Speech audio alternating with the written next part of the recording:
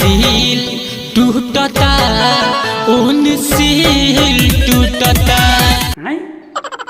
ये ने दिल टूटता आ होने सील टूटता। होने कौन रे? उनसे टूटता होने के ने सील टूटता। अरे बाबा समझ रहे हैं हम, इन्हें दिल टूटता आ होने सील टूटता। ठीक बा, होने केने सील टूटता रे?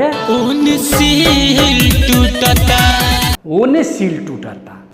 लेकिन सारे ते बताइबे ना कि ओने केने टूटता रे? ओने केने उनसे टूटता ओने टूटता। ओने केने टूटता। का चीज के सील टूटता? दारू के सील टूटता? दारू के ना रे, ओकर मेहरारू के सील टूटता।